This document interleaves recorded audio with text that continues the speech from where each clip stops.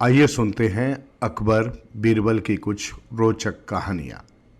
एक बार की बात है, बादशाह अकबर अपने दरबारियों के साथ शिकार खेलने के लिए जंगल में गए।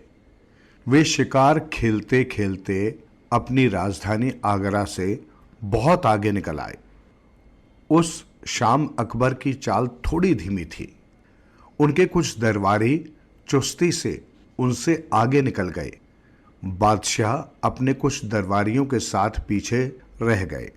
जंगल में दिन ढलने लगा और वे महल तक जाने का रास्ता भूल गए। वे सभी जंगल से बाहर आने का रास्ता खोजने लगे। तब तक उन्हें भूख प्यास भी सताने लगी। कुछ ही देर बाद उन्हें जंगल में एक रास्ता दिखाई दिया।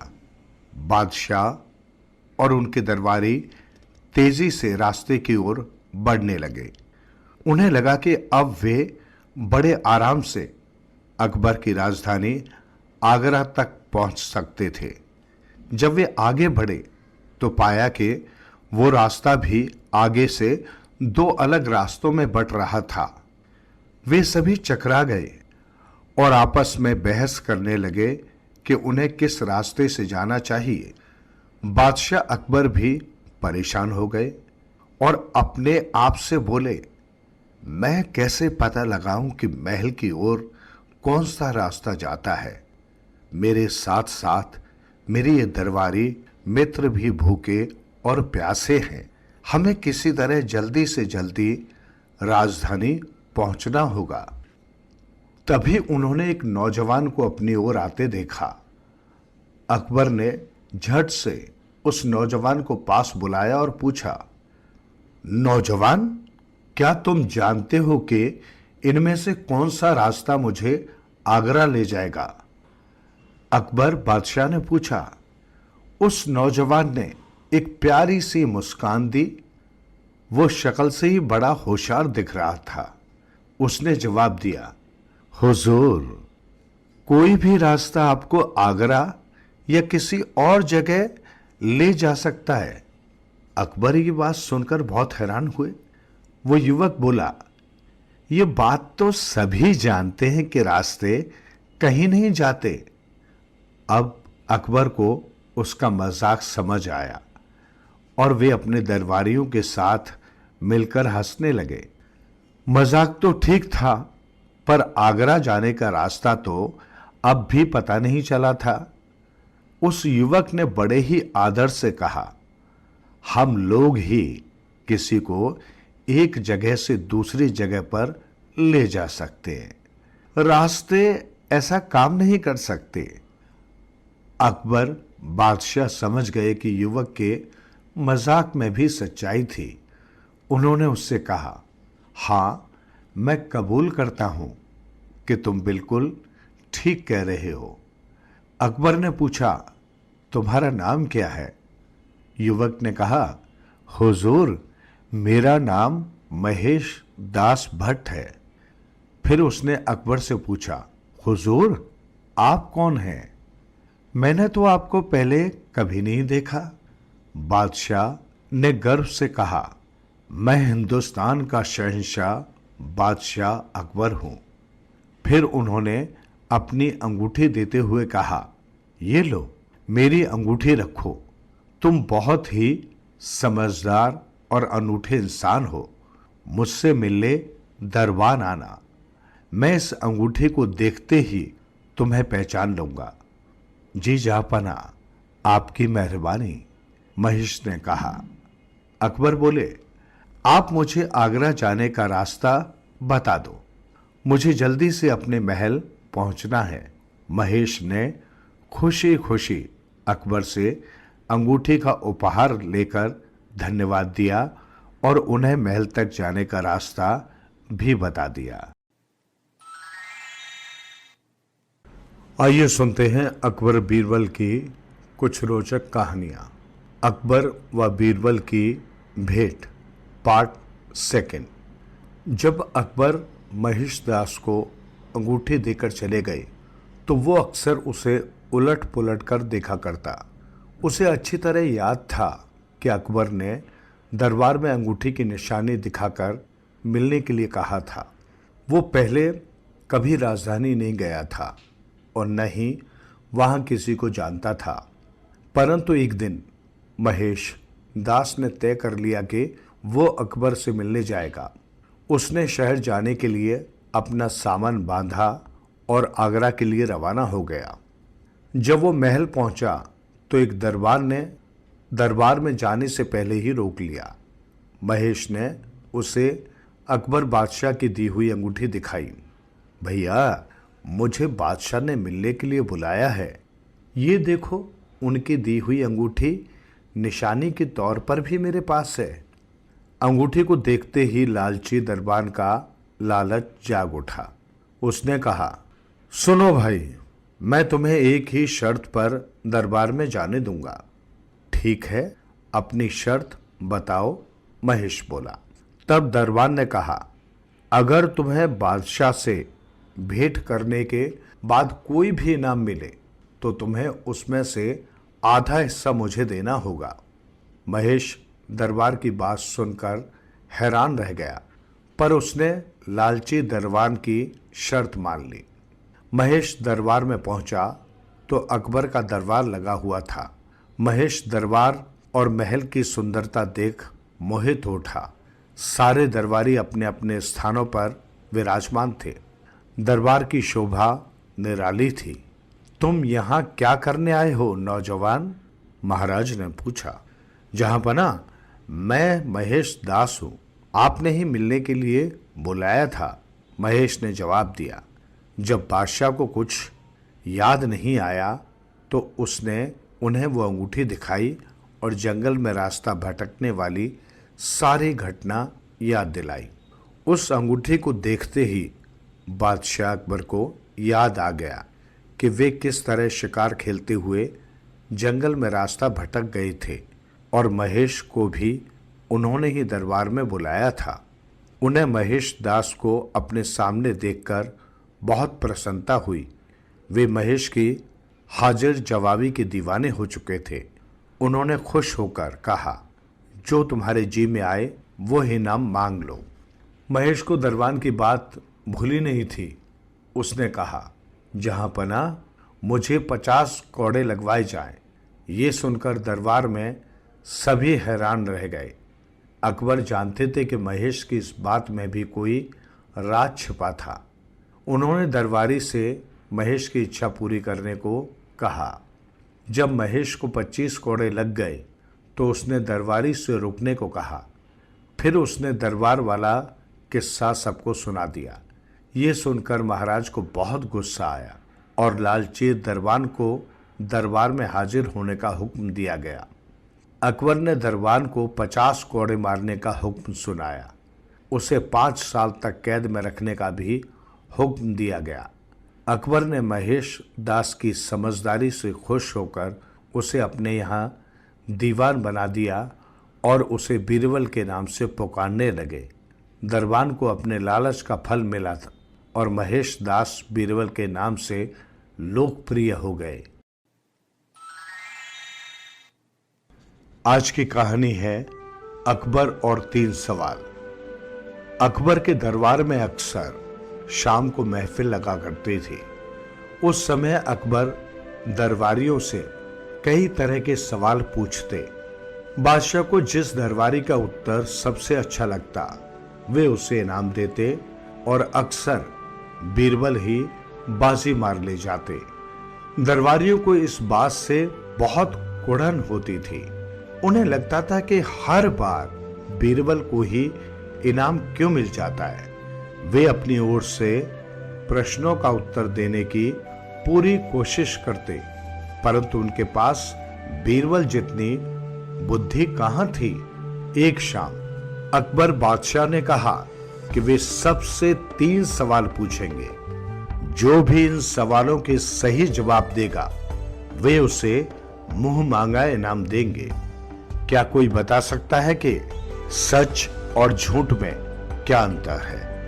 इस सवाल का जवाब देने के लिए एक शर्त है कि सवाल का जवाब केवल 3 शब्दों में देना होगा। बादशाह ने कहा। अकबर इंतजार करने लगे पर कोई भी जवाब देने नहीं आया। सभी दरबारियों ने बहुत दिमाग लगाया पर उन्हें कोई जवाब सूझ ही नहीं रहा था। अब सच और झूठ के अंतर को 3 शब्दों में कैसे बताया जा सकता है? अकबर को हैरानी हो रही थी कि बीरबल भी चुपचाप है। वे बोले, बीरबल, कम से कम तुम तो जवाब दो, तुम भी चुपचाप खड़े हो। बीरबल ने उत्तर दिया, मैं दूसरे दरबारियों को उत्तर देने का मौका दे रहा हूं। इसके बाद बीरबल अपनी बात कहने के लिए खड़े हुए। महाराज, इसका जवाब है 4 उंगलियों का फासला।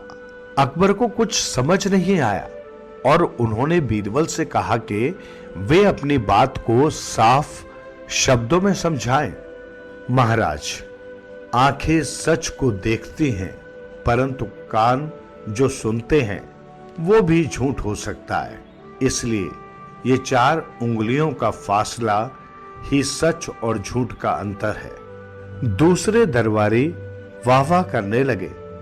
अकबर ने भी बीरबल की समझदारी की प्रशंसा की। इसके बाद उन्होंने अपना दूसरा सवाल पूछा। उन्होंने फर्श पर एक रेखा खींच दी। उन्होंने सबसे कहा कि वे उस रेखा को छुए बिना छोटा करके दिखाएं। हमेशा की तरह कोई भी आगे नहीं आया। वे सब बादशाह की कही बात को पूरा करने के लिए दिमाग लड़ा रहे थे, परंतु उन्हें कुछ समझ नहीं आ रहा था। तभी बीरबल आगे आए।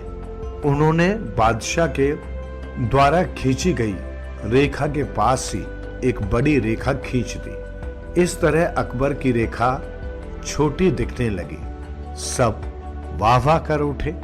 इसके बाद अकबर ने तीसरा सवाल पूछा, इस संसार में कुछ ऐसा है जिसे आप देख सकते हैं, सारे जीव जंतु देख सकते हैं, पर चांद और सूरज नहीं देख सकते, उसका नाम बताओ। कुछ दरबारी जवाब देने आगे आए, पर उनके जवाब गलत निकले। इसके बाद सबकी आंखें बीरबल पर जा टिकी। उन्हें पूरा यकीन था कि बीरबल के पास बादशाह के सवाल का सही जवाब जरूर होगा। बीरबल बोले, हुजूर, इस सवाल का जवाब है अंधेरा, जिसे चांद और सूरज के सिवा बाकी सब देख सकते हैं। इन दोनों के आगे अंधेरा टिक नहीं पाता। सही उत्तर पाकर बादशाह बहुत प्रसन्न हुए और उस दिन बीरबल ने मुंह मांगा इनाम पाया। आज की कहानी है बीरबल की खिचड़ी। सर्दियों का मौसम था। उस रात कड़ाके की ठंड पड़ रही थी। अकबर और बीरबल महल के तालाब के आसपास घूम रहे थे। अचानक उनके बीच धन के विषय को लेकर बहस होने लगी।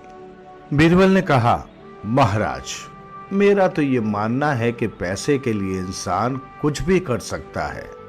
नहीं बीरबल, इस संसार में पैसा ही सब कुछ नहीं होता। बादशाह अकबर बोले, क्षमा करें जहांपना, गरीब आदमी कई बार धन पाने के लिए किसी भी तरह का कष्ट सहने को भी तैयार हो जाता है। बीरबल बोले, परंतु बादशाह अकबर बीरबल की इस बात से सहमत नहीं हुए। अकबर ने बीरबल से कहा, क्या तुम्हें लगता है कि पैसे के लिए कोई इंसान सारी रात इस तालाब के ठंडे पानी में खड़ा रह सकता है? बेशक, मैं आपको ऐसा इंसान खोजकर दिखा सकता हूं। बीरबल ने कहा। अकबर बोले, अगर कोई भी व्यक्ति इस ठंडे पानी के बीच पूरी रात बिता सका तो मैं उसे सोने की 1000 मोहरे इनाम में दूंगा। अगले ही दिन बीरबल अपने साथ एक दुबले पतले और गरीब आदमी को दरबार लेकर आए, जो चुनौती लेना चाहता था। अकबर ने कहा, बहुत अच्छे बीरबल, अगर यह आदमी सारी रात ठंडे पानी में खड़ा रहने में कामयाब रहा तो मैं इसे सोने की 1000 मोहरे इनाम में अवश्य दूंगा। अगली सुबह वो आदमी दरबार आया और अपना इनाम मांगा। अकबर ने हैरान होकर पूछा, तुम्हें सर्दी नहीं लगी? आखिर तुम सारी रात उस ठंडे पानी में कैसे खड़े रहे? वो आदमी बोला, महाराज, बहुत दूरी पर कहीं एक दीपक जल रहा था।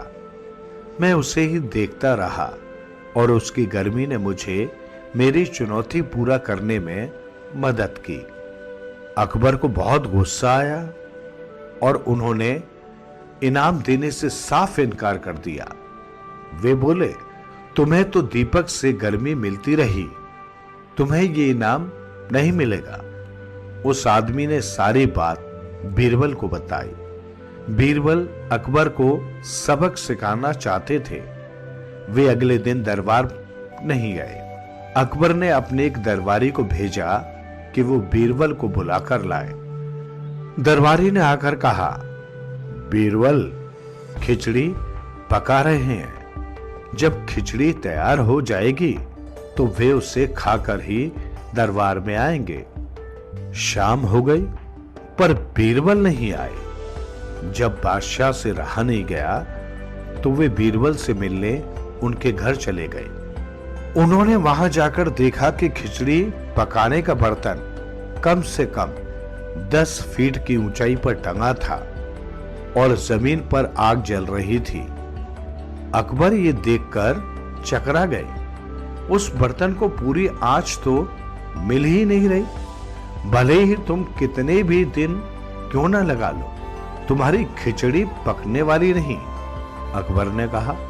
बीरबल ने कहा, महाराज, जब इस बर्तन को 10 फीट की ऊंचाई से आंच नहीं मिल पा रही तो किसी इंसान को इतनी दूरी पर रखे दीपक की लौ से गर्मी कैसे मिल सकती है? अकबर समझ गए कि बीरबल उनसे क्या कहना चाह रहे थे। अगले ही दिन उन्होंने उस आदमी को बुलवाया और उसका इनाम देकर विदा किया।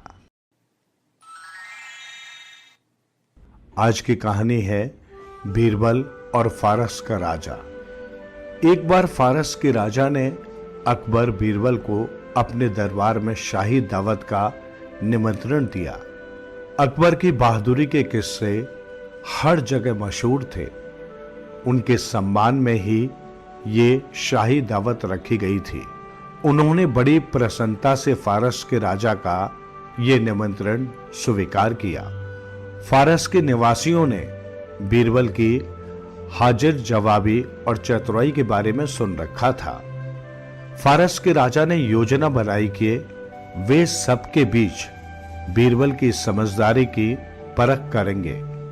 वे देखना चाहते थे कि क्या बीरबल वास्तव में इतने अक्लमंद हैं या ये लोग यूं ही बातें बनाया करते हैं। एक रात राजा ने अकबर और बीरबल के सम्मान में एक और शाही दावत रखी। वहां वे बीरबल से गप्पे लड़ाने लगे। बातचीत के दौरान उन्होंने बीरबल से पूछा, आपको यहां किसी तरह की कोई परेशानी तो नहीं? आपको हमारा शहर कैसा लगा? बीरबल बोले, बहुत खूब। शहर की खूबसूरती के क्या कहने। आपकी मेहमानबाजी तो तारीफ के लायक है। आपने कितनी अच्छी दावत रखी है। ये सब आपके और जहांपना अकबर के लिए किया गया है। फारस के राजा ने कहा, जी, आपकी मेहरबानी। मैं तो सोच भी नहीं सकता था कि आप इतनी बड़ी दावत देंगे। यहाँ कितने सारे मेहमान बुलाए गए हैं। बीरबल बोले। फारस के राजा ने कहा, मेरे दोस्त, यहां मामला थोड़ा अलग है। इसी मामले की तह में आपके लिए एक पहेली छिपी है। देखें कि आप इसे सुलझा पाते हैं या नहीं। क्यों नहीं महाराज, मुझे तो पहेलियां हल करना बहुत पसंद है। आपकी पहेली हल करने में मुझे बहुत आनंद आएगा। मुझे आपकी चुनौती मंजूर है। बीरबल बोले। राजा ने अपनी पहेली बताते हुए कहा, मैं आपको बताना चाहता हूं कि ये सब तो मेरे यहाँ काम करने वाले लोग हैं। इन सभी में केवल एक ही आदमी को मेहमान के तौर पर बुलाया गया है। आपको इस मेहमान को पहचानना है। ये सुनते ही बीरबल दरबार में यहां वहां सबको देखने लगे। फिर बोले, मैं आसानी से बता सकता हूं, पर आपको एक काम करना होगा। इससे पहले कि मैं आपको बताऊं कि वो मेहमान कौन है, आपको सबके सामने एक चुटकुला सुनाना होगा। राजा ने झट से हामी भर दी। जब राजा ने चुटकुला सुना दिया तो बीरबल सीधा उस आदमी के पास जा पहुंचे जिसे मेहमान के तौर पर वहां बुलाया गया था। ये देखकर राजा की हैरानी की सीमा न रही। बादशाह अकबर को भी ये जानकर खुशी हुई कि बीरबल का अंदाजा सही निकला। फारस के राजा ने बीरबल से पूछा कि उन्होंने इतना सही अंदाजा कैसे लगाया। बीरबल बोले, महाराज, जब मालिक कुछ कहता है तो उसके लिए काम करने वालों को उसकी हर बात माननी होती है। जो ही आपने चुटकुला सुनाया तो सभी हंसने लगे, पर एक आदमी नहीं हंस रहा था क्योंकि वो आपका मेहमान था और ये जरूरी नहीं था कि वो आपके चुटकुले पर हंसे। उसके चेहरे पर ऊब दिखाई दे रही थी। इस तरह मैंने आपके मेहमान को पहचान लिया। फारस के राजा ने भी मान लिया कि बीरबल की समझदारी का कोई मुकाबला न था। उन्होंने बीरबल को बहुत सारे इनामों के साथ विदा किया। आज की कहानी है अकबर और बीरबल की ईरान यात्रा।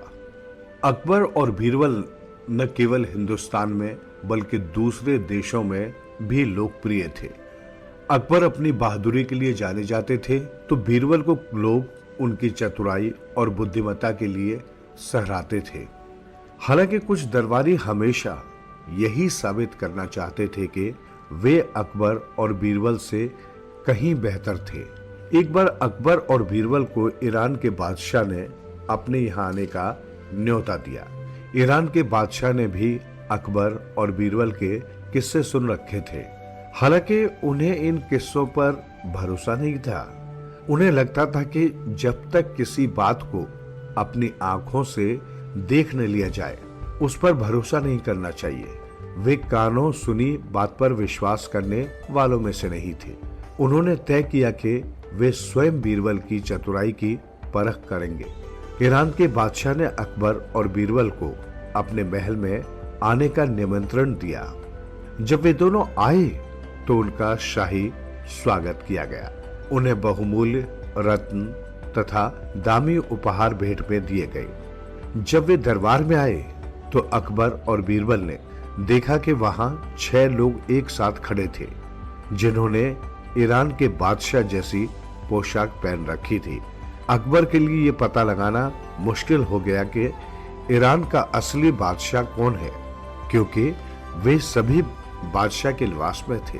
अकबर ने उलझन भरी निगाहों से अपने मंत्री बीरबल की तरफ देखा।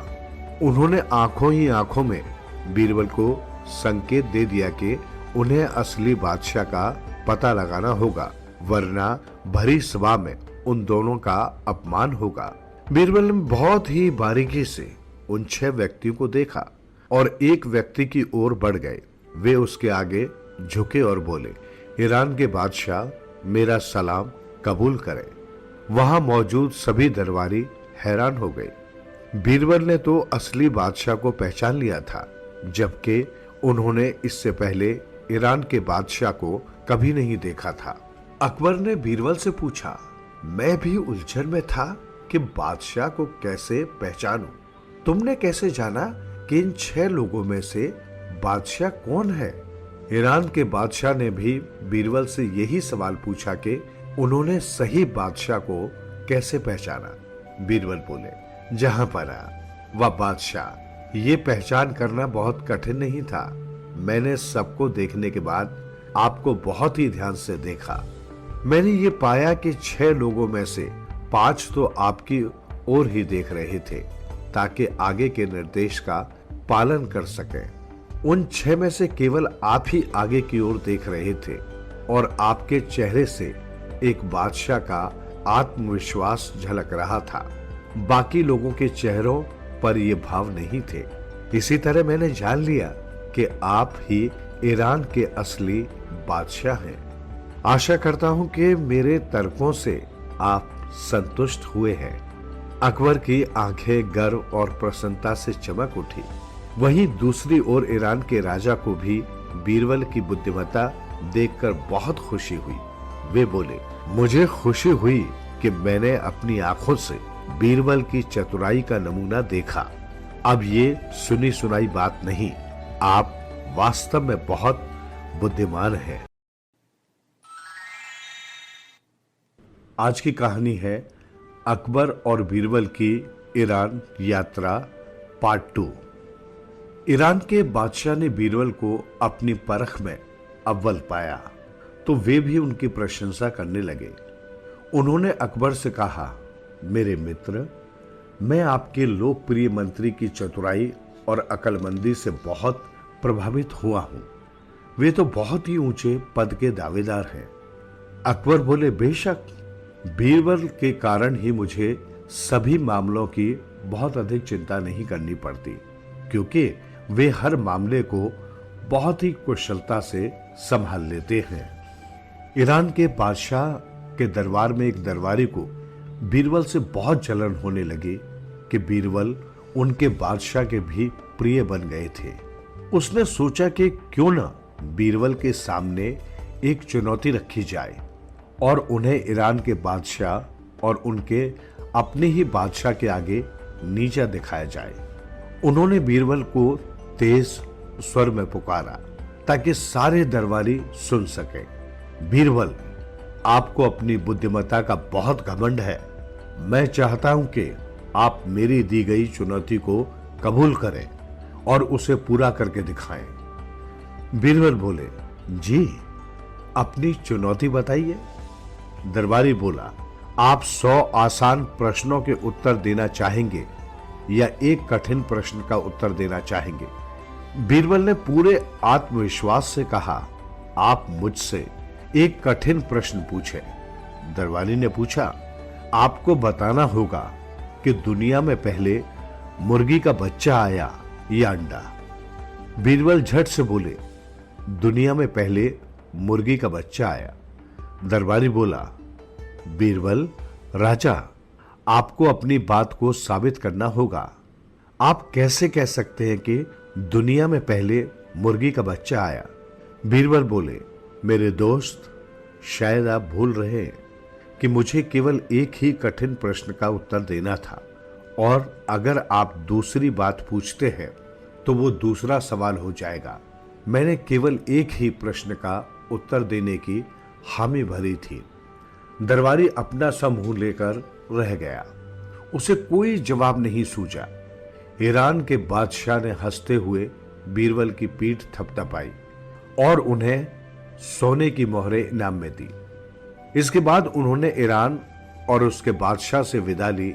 विदा के समय ईरान के बादशाह ने बीरबल से पूछा, अब आप वापस जा रहे हैं? मैं आपसे पूछना चाहूंगा कि आप अपने बादशाह और मेरी तुलना किस प्रकार करेंगे? बीरबल बोले, महाराज, आप पूर्ण चंद्रमा के समान हैं, परंतु हमारे बादशाह चौथ के चांद की तरह हैं।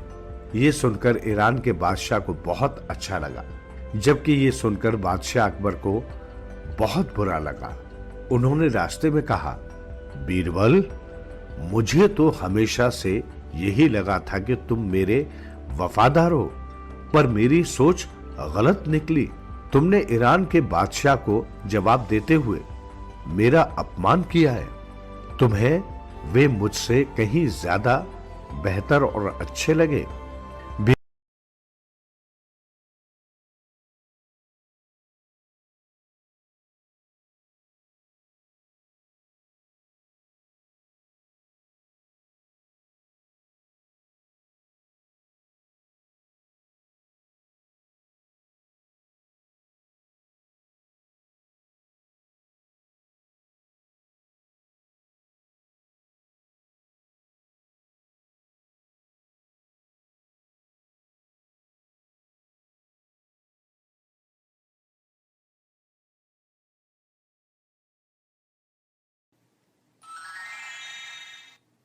आज की कहानी है अकबर का सपना।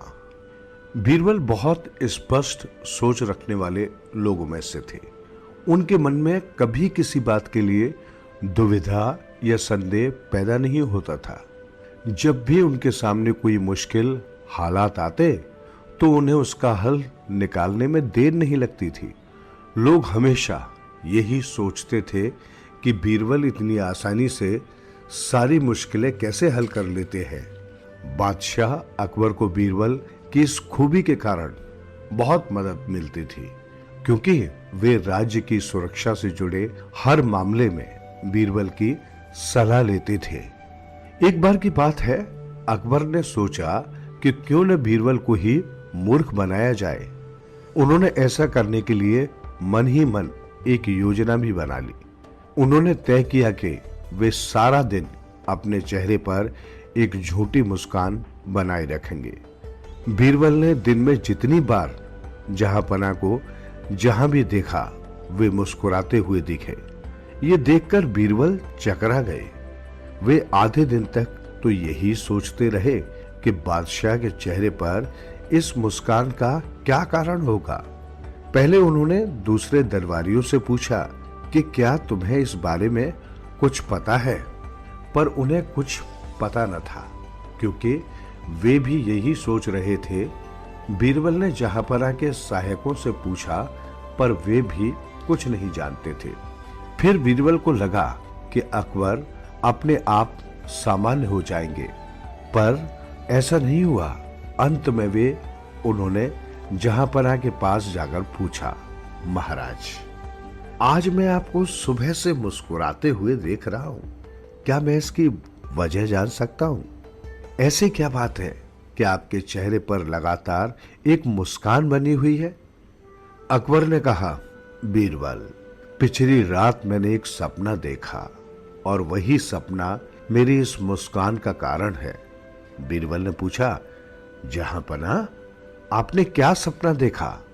अकबर बोले, बीरबल, मैं तुम्हें बता नहीं सकता कि तुम मेरे दिल में कितने करीब हो। तुम मेरे प्रिय मंत्री होने के साथ साथ मेरे मित्र भी हो। आशा करता हूं कि तुम जानते हो कि तुम मुझे कितने प्रिय हो। बीरबल बोले, महाराज, ये तो मेरे लिए सम्मान की बात है, पर मुझे अपने सपने के बारे में भी तो बताइए।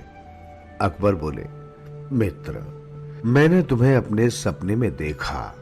हम दोनों एक खेत में से जा रहे थे। वहां 2 गड्ढे थे। मैं तो शहद से भरे गड्ढे में गिरा और तुम कीचड़ से भरे गड्ढे में जा गिरे। यही मेरे चेहरे पर मुस्कान की वजह है। अकबर अपना सपना सुनाने के बाद दिल खोलकर हंसे और उन्हें लगा कि आज तो उन्होंने अपनी बात से बीरबल की बोलती बंद कर ही दी। तभी बीरबल बोले, महाराज, ये तो आधा सपना हुआ। अकबर उलझन में पड़ गए और पूछा, तुम ऐसा कैसे कह सकते हो?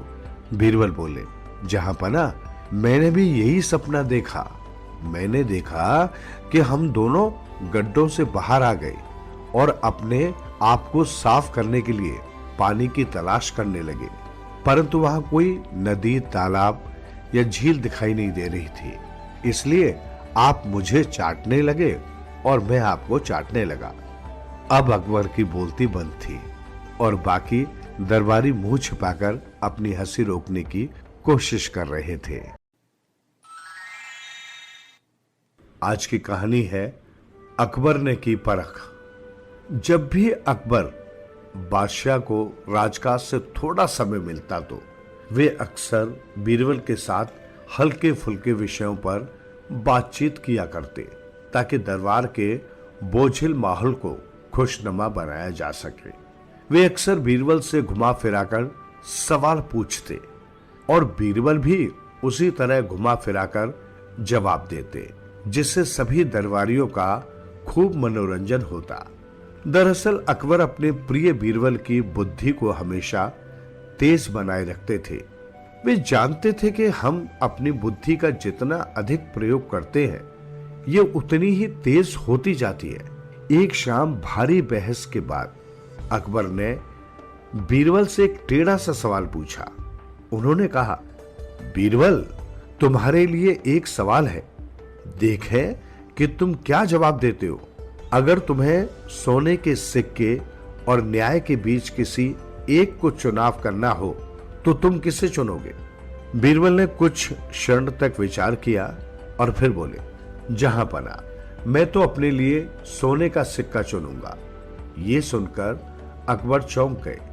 पहली बार अकबर को लगा कि बीरबल के उत्तर ने उन्हें निराश किया था। वे सोच भी नहीं सकते थे कि बीरबल न्याय के स्थान पर सोने के सिक्के का चुनाव करेंगे। अकबर ने बीरबल से कहा, मुझे तुम्हारा उत्तर सुनकर बहुत सदमा लगा। मैं नहीं जानता था कि तुम धन के इतने लालची हो। मुझे तो यही लगा था कि तुम हमेशा दूसरों की भलाई चाहते हो, इसलिए तुम हमेशा न्याय का साथ दोगे। मैं तुमसे फिर वही सवाल पूछता हूं, क्या तुम अपना जवाब बदलना चाहोगे? ये सुनकर बीरबल ने जवाब दिया, जहांपना, माफ करें, मैं अपना उत्तर नहीं बदलना चाहता, क्योंकि मैंने कुछ गलत नहीं कहा। मैं अब भी यही कहूंगा कि मैं न्याय के बदले सोने का सिक्का लेना चाहूंगा। अकबर को यह सुनकर बहुत बुरा लगा और वे बोले, तुम बिना सोचे विचारे ऐसा जवाब क्यों दे रहे हो? क्या तुम हमारे राज्य का आदर्श वाक्य भी भूल गए? क्या हम ये नहीं कहते कि हम अपने नागरिकों को सदा न्याय प्रदान करेंगे? मुझे ये जानकर बहुत दुख हुआ कि तुम्हारे लिए न्याय कोई मायने नहीं रखता। मुझे तो लगा था कि मेरे प्रिय होने के कारण तुम मेरे राज्य के बहुत महत्वपूर्ण हिस्से हो। तुम हमेशा दूसरों को न्याय दिलवाने की हर कोशिश में मेरे साथ रहोगे। बीरबल ने बहुत ही धैर्य और सब्र से बादशाह की सारी बात सुन रहे थे। जो ही अकबर ने अपनी बात समाप्त की, बीरबल बोले, महाराज, आपसे क्षमा चाहूंगा। मैं आपको नीचा नहीं दिखाना चाहता था, पर सच तो यह है कि मैं अपने लिए सोने का सिक्का ही चुनता। मैं जानता हूं कि आप एक न्यायी शासक हैं।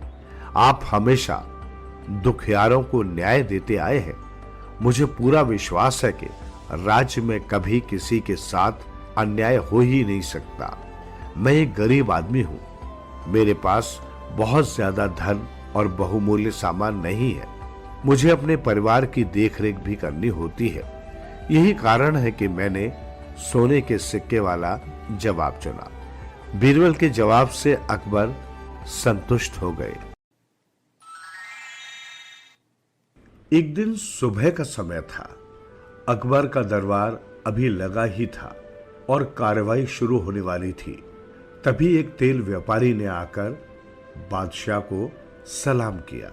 उसने कहा, महाराज, मुझे आपकी मदद चाहिए। एक गांव वाला मेरा धन चुराने की कोशिश कर रहा है। अकबर बोले, उस गांव वाले को मेरे सामने पेश करो। मैं दोनों पक्षों की सारी बात सुनने के बाद ही कोई फैसला करूंगा। अगली सुबह तेल व्यापारी उस गांव वाले को लेकर आया। वो बोला, महाराज, इस गांव वाले ने मेरा धन चुराने की कोशिश की है। गांव वाला बोला, जहांपना, व्यापारी झूठ बोल रहा है। वो पैसा तो मेरा ही है। व्यापारी बोला, नहीं, ये झूठ बोल रहा है। एक दिन इसने मुझसे तेल खरीदा।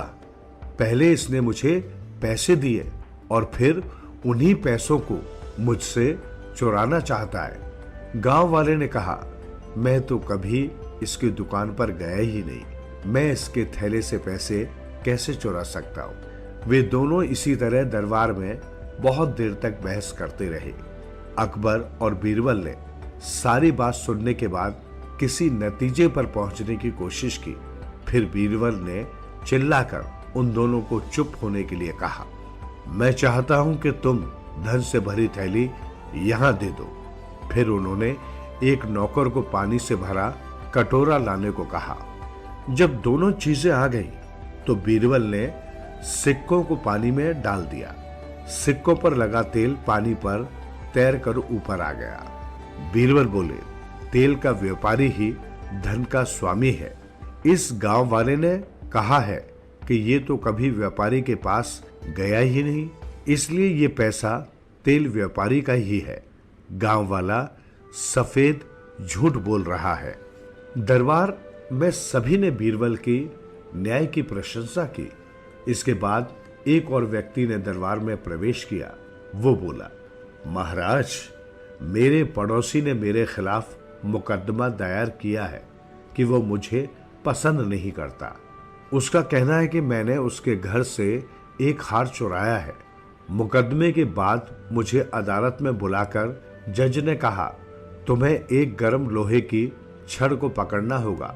अगर तुमने हार नहीं चुराया है तो तुम्हारा हाथ नहीं जलेगा। तब हम मान लेंगे कि तुमने हार नहीं चुराया। मेरी मदद करें, मैंने कोई चोरी नहीं की। ये सुनकर सभी दंग रह गए। अपराधी का पता लगाने का ये तरीका बहुत ही बेवकूफी से भरा था। बीरबल ने कहा, जब जज तुम्हें गर्म लोहे की छड़ पकड़ने के लिए कहे तो उससे कहना कि वो तुम्हारे पड़ोसी की भी यही परीक्षा ले, बाकी सारी बात वही साफ हो जाएगी। अगले दिन उस बेगुनाह ने जज से ऐसा ही करने को कहा और जज ने उसकी बात मान ली। हालांकि जब पड़ोसी को भी गर्म लोहे की छड़ पकड़ने को कहा गया तो उसने परीक्षा देने से साफ मना कर दिया और बोला, हो सकता है कि हार चोरी हुआ ही न हो। मैं देखूंगा कि कहीं मैं ही तो रखकर नहीं भूल गया। मैं ये मुकदमा वापस लेता हूं। इस तरह बीरबल ने एक मासूम के साथ होने वाले अन्याय को रोकने में सफलता पाई।